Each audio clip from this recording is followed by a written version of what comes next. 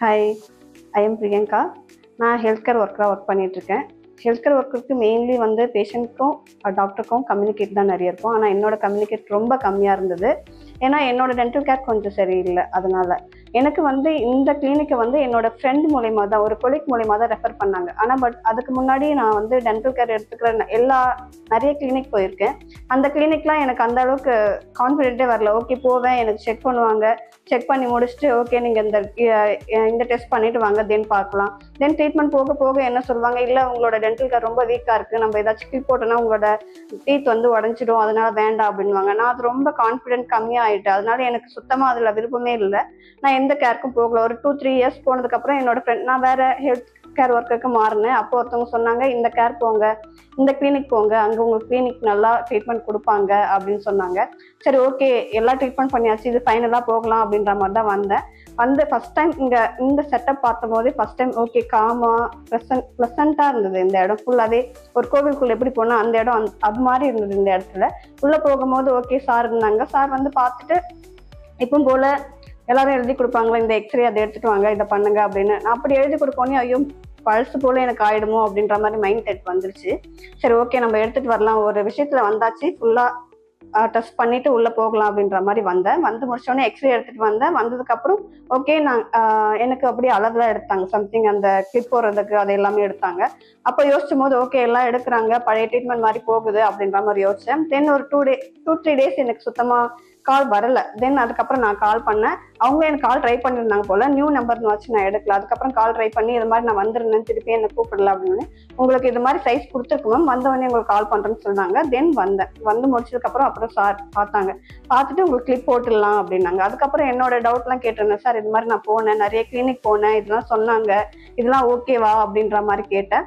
கேட்டதுக்கு சார் என்ன சொன்னாரு, கண்டிப்பா இது போட்டுடலாம், ஆனா நான் இந்த டைமுக்குள்ள சொல்றேன், அந்த டைமுக்குள்ள எடுத்தாலும் எடுக்கலனாலும் ஆனா காமா பண்ணிட்டு போயிடலாம், நீங்க வந்து பயப்படவே பயப்படாதீங்க, அதுக்கேற்ற மாதிரி நம்ம பண்ணிடலாம்னு சொல்லிட்டு ஜஸ்ட் அவர் சொன்னாங்க. ஒரு 2 இயர்ஸ்க்குள்ள முடிச்சிடறேன், இல்ல 2.5 இயர்ஸ்க்குள்ள. என்னோட டென்டல் கேருக்கு ஏற்ற மாதிரி சொன்னாங்க.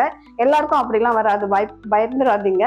என்னோட டென்டல் கேருக்கு ஏற்ற மாதிரி ஸ்லோவா தான் பண்ண முடியும், இந்த டேட்குள்ள பண்ணிடுறேன். அப்படி டேட் போனா கொஞ்சம் ஒரு எக்ஸ்ட்ரா 2-3 மந்த் ஆகும்னு சொன்னாங்க. ஆனா அதை விட எக்ஸ்ட்ரா ஆகவே இல்லை, அதுக்குள்ளதான் பண்ணி முடிச்சாங்க. பண்ணி முடிச்சுட்டு கிளிப் போட்டாங்க, அப்பாயின்மெண்ட் கொடுத்தாங்க. அப்பாயின்மெண்ட் எனக்கு ஃபர்ஸ்ட் ஒரு 2-3 மந்த்ஸ்க்கு எனக்கு அடிக்கடி அப்பாயின்மெண்ட் இருந்தது. ஐயோ அடிக்கடி போறோமே, அடிக்கடி பண்ணமே அப்படின்ற மாதிரி இருந்தது. அப்போ என் மைண்ட் செட் வந்தது, ஓகே அவங்க சொல்ற அப்பாயின்மெண்ட் தான் போகணும் போல அப்படின்னும் போது ஒன் டைம் நான் கால் பண்ணி என்னோட அப்பாயின்மெண்ட் சேஞ்ச் பண்ணிக்க முடியுமா அப்படின்ற மாதிரி கேட்டேன்.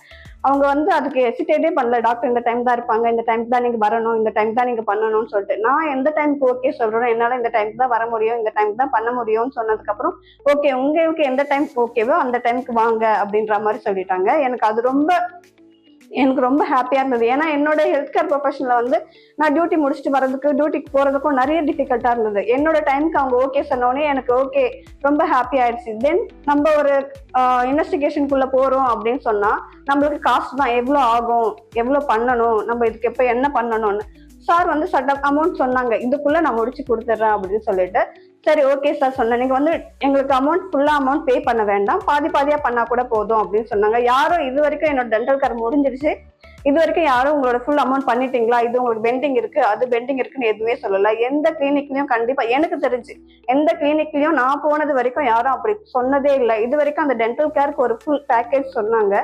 அதுக்கு நடுவுல டென்டல் கேர் சார் விசிட் பண்றேன், எனக்கு டீத்ல என்ன ப்ராப்ளம், இல்ல ஏதாச்சும் கிளீனிங், இல்ல ஏதாச்சும் எடுக்க வேண்டியது இருந்தது அப்படின்றா கூட அதுக்கு தனி பேமெண்ட் இல்லை, எல்லாமே அந்த ஒரு பேக்கேஜ்ல பண்ணிட்டாங்க. அந்த பேக்கேஜ் என்னோட பினான்சியலுக்கு ரொம்ப கம்மியா தான் இருந்தது. நான் மற்ற இடத்துல கேட்டதை விட எனக்கு அது ரொம்ப கம்மியா தான் இருந்தது. அது ரொம்ப ஹாப்பி ஆயிடுச்சு. ஓகே நம்ம இந்த மந்த்லி இது கொடுத்தா கூட நம்மளால பே பண்ண முடியும், இது ஓகே தான் அப்படின்ற மாதிரி ஆச்சு. தென் சார் கிளியரா எக்ஸ்பிளைன் பண்ணாங்க, ஒவ்வொரு ப்ரொசீஜர் பண்ணும் போதும் கிளியரா எக்ஸ்பிளைன் பண்ணாங்க.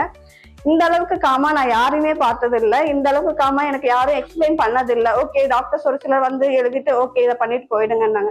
பட் நமக்கு எது கரெக்டா இருக்கும், இந்த டீத் எப்படி, இந்த பிரஷ் ஓகே, இந்த ஆயில்மெண்ட் ஓகே, இந்த மெடிசன் ஓகே அப்படின்னு சொல்லிட்டு சாரே பிரிஸ்கிரைப் பண்ணி அவங்க கிட்ட இருந்தே கொடுப்பாங்க. நீங்க வெளியிலாம் கூட போய் பே பண்ணி வாங்கவே வேண்டாம், அவர்கிட்ட இருக்க சாம்பிள்ஸ் இல்லை அவங்க கிட்ட இருக்க திங்ஸ் எல்லாமே அவங்க கொடுப்பாங்க. எந்த அளவுக்கு அவங்க வீட்டுல இருக்கவங்களுக்கு ஒரு பிரச்சனை இருக்கோ அந்த அளவுக்கு நீங்க ட்ரீட்மெண்ட் பண்றாங்களோ, உங்க வீட்டுல இருக்கவங்களுக்கு எப்படி ட்ரீட்மெண்ட் பண்றாங்களோ அதே மாதிரிதான் ஒவ்வொரு பேஷண்ட்டும் கேர் பண்ணி சார் கேர் கொடுப்பாங்க. எனக்கு சார் வந்து எனக்கு என்னோட டென்டல் கெரியர்ல அவர் கிடைச்சது வந்து ஒரு பெரிய ஹாப்பி. எனக்கு ரொம்ப ஹாப்பி. நான் சும்மா கால் பண்ணி கேட்டா கூட அவர் கரெக்டா காமா சொல்லிடுவாங்க. ஆனா அந்த அளவுக்கு கால் பண்ணி கேட்கிற அளவுக்கு என்னோட ட்ரீட்மெண்ட் அவ்வளவு எந்த ப்ராப்ளம் வரல. அவ்வளோ கிளியர் கட்டா எனக்கு பண்ணிட்டு போயிட்டாங்க. ரொம்ப ஹாப்பியா இருக்கு. நான் இந்த அளவுக்கு பேசவே மாட்டேன், யாருக்கிட்டுமே பேச மாட்டேன். நான் ரொம்ப ரொம்ப ரொம்ப ரொம்ப மூடிட்டேன். நான் போறேன்னா வரேன்னா அது மட்டும் தான் இருந்துச்சு. இந்த அளவுக்கு என்ன ஓப்பன் அப் பண்ணி பேச வச்சது, என்னோட கான்பிடன்ஸ் லெவல்ல அதிகமாக்குறது சார் மட்டும்தான். சாருக்கு என் லைஃப் லாங்ல எந்த அளவுக்கு தேங்க்யூ சொல்றேன்னு அவருக்கு நான் எக்ஸ்பிளைன் பண்ற முடியாத அளவுக்கு நான் தேங்க் பண்றேன்.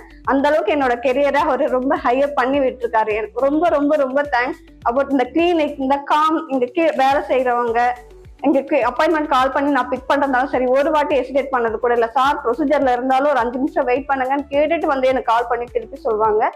என் லைஃப் நான் மட்டும் இல்ல, எனக்கு அப்புறம் என்னோட கெரியர், என்னோட பார்ட்னர் யாராச்சும் வந்தாலும் சரி, என் ஃப்ரெண்ட்ஸ் யாராச்சும் வந்தாலும் சரி, நான் இந்த கிளினிக் மட்டும் தான் நான் ரெஃபர் பண்ணுவேன் சரி, வேற எந்த கிளினிக்கும் ரெஃபர் பண்ண மாட்டேன். அந்த அளவுக்கு ரொம்ப ஹாப்பியா இருக்கேன். என்னோட ட்ரீட்மெண்ட்ல ரொம்ப ரொம்ப ஹாப்பி. அபவுட் சார் வந்து அது சொல்லவே முடியாது. அந்த அளவுக்கு செம்மையா பண்ணுவாங்க. உங்களுக்கு ஏதாச்சும் பிரச்சனை எதா இருந்தாலும் பரவாயில்ல, கண்டிப்பா நீங்க வந்து சொல்லுங்க. அபவுட் டென்டல் அவரை மாதிரி கேர் கொடுக்கறதுக்கு யாருமே இல்லை. தேங்க்யூ.